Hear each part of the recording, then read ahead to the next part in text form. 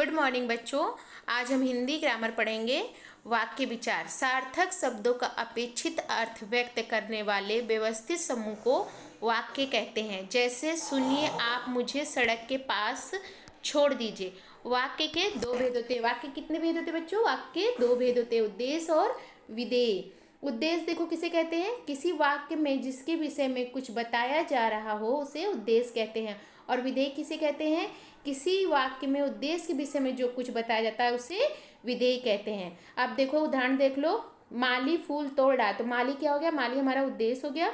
और विधेय क्या हो गया? फूल तोड़ रहा है, विधेय हो गया। वाक्य के भेद। वाक्य के दो भेद होते हैं, अर्थ के आधार पर और रचना के आधार पर। अर्थ के आधार पर वाक्य को 8 प्रकार होते हैं। अर्थ के आधार पर वाक्य के 8 भेद बताए गए यहाँ पर। विधानवाचक वाक्य।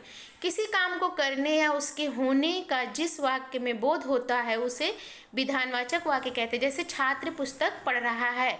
निषेधवाचक वाक्य। किसी काम के करने या होने पर जिस वाक्य में बोध होता है उसे निषेधवाचक वाक्य कहते हैं। जैसे छात्र पुस्तक नहीं पढ़ रहे हैं। ठीक है।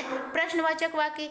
किसी वाक्य में जब कोई प्रश्न पूछे, जैसे कि अपने नाम से ही हमें प्रतीत होता है कि क्या है, प्रश्नवाचक वाक्य है। जैसे कि जिसमें प्रश्न पूछे जाएंगे वो प्रश्नवाचक हो जाएगा। जैसे क्या छात्र पुस्तक पढ़ रहे हैं, संकेतवाचक। एक क्रिया का होना जब किसी वाक्य में दूसरी क्रिया पर आश्रित होता है तो उसे संकेतवाचक वाक्य कहते हैं।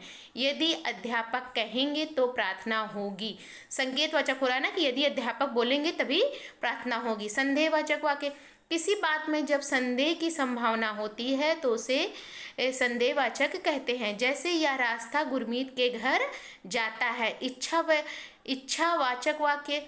किसी वाक्य में इच्छा, कामना, आशा, आशीर्वाद आदि का भाव प्रकट हो तो उसे इच्छावाचक वाक्य कहते हैं। जैसे ईश्वर की कृपा बनी रहे। आज्ञावाचक वाक्य। किसी बात में यदि आज्ञा, आदेश, अनुरोध आदि का भाव प्रकट हो तो उसे आज्ञावाचक कहते हैं। जैसे अब तुम पढ़ो, जैसे कि आज्ञा दे रहे ना कि अब तुम पढ़ो। विस्मयादि बोधक वाक्य।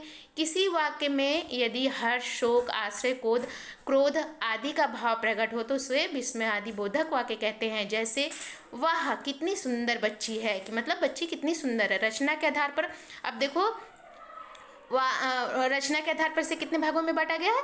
रचना के आधार पर इसे 3 भागों में बांटा गया है। पहला देखो सरल वाक्य। किसी वाक्य में यदि केवल एक उद्देश्य तथा एक ही विधेय होते हैं तो उसे सरल वाक्य कहते हैं। जैसे बच्चा खेल रहा है। संयुक्त वाक्य।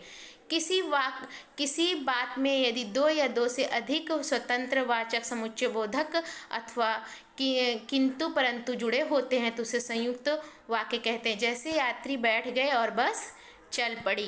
क्या हुआ? यात्री बैठ गए और बस दो मिल गए ना कि यात्री बैठ गए और बस चल पड़ी। मिश्रित वाक्य।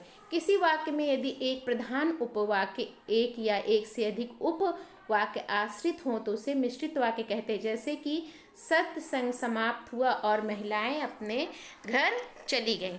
थैंक यू बच्चों।